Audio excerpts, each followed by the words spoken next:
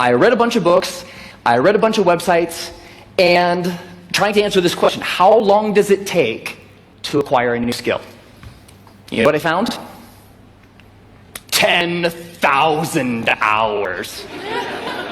Anybody ever heard this? 10,000. It takes 10,000 hours. If you want to learn something new, if you want to be good at it, it's going to take 10,000 hours to get there.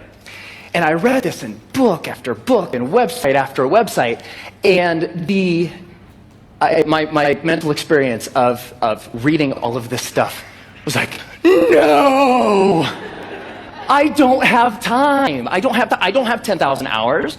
I am never going to be able to learn anything new ever again. But that's not true. So 10,000 hours, just to give you a rough order of magnitude, 10,000 hours is a full-time job for 5 years. That's a long time. And we've all had the experience of learning something new, and it didn't take us anywhere close to that amount of time, right?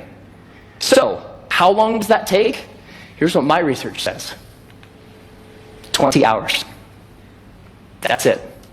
You can go from knowing nothing about any skill that you can think of. Want to learn language?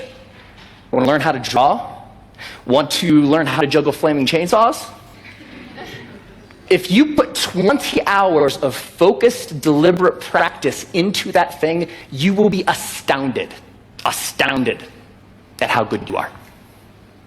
20 hours is doable. That's about 45 minutes a day for about a month, even skipping a couple days here and there. 20 hours isn't that hard to accumulate. Now, there's a method to doing this, because it's not like you can just start fiddling around for about 20 hours and expect these massive improvements. There's a way to practice intelligently. There's a way to practice efficiently that will make sure that you invest those 20 hours in the most effective way that you possibly can. And here's the method. It applies to anything.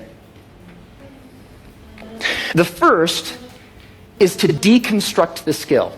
Decide exactly what you want to be able to do when you're done, and then look into the skill and break it down into smaller and smaller pieces.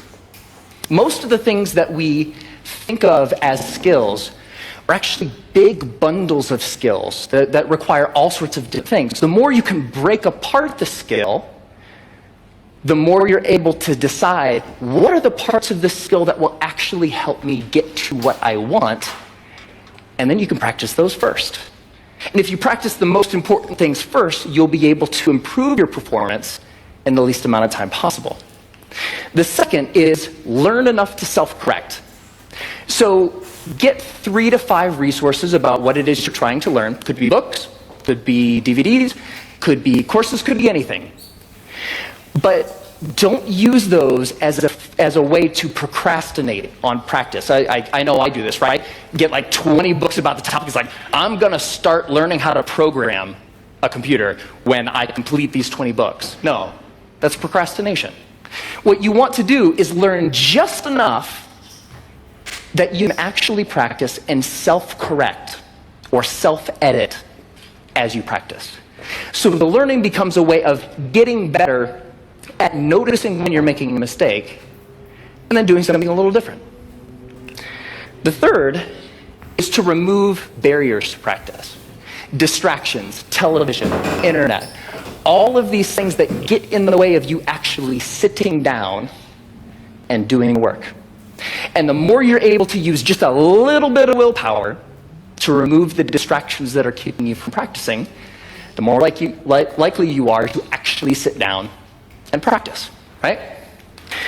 And the fourth is to practice for at least 20 hours. Now, most skills have what I call a frustration barrier. You know, the grossly incompetent knowing it part, that's really, really frustrating. We don't want to feel stupid. And feeling stupid is a barrier to us actually sitting down and doing the work. So by pre-committing to practicing whatever it is that you want to do for at least 20 hours, you will be able to overcome that initial frustration barrier and stick with the practice long enough to actually reap the rewards. All right, that's it. It's not rocket science. 4 very simple steps that you can use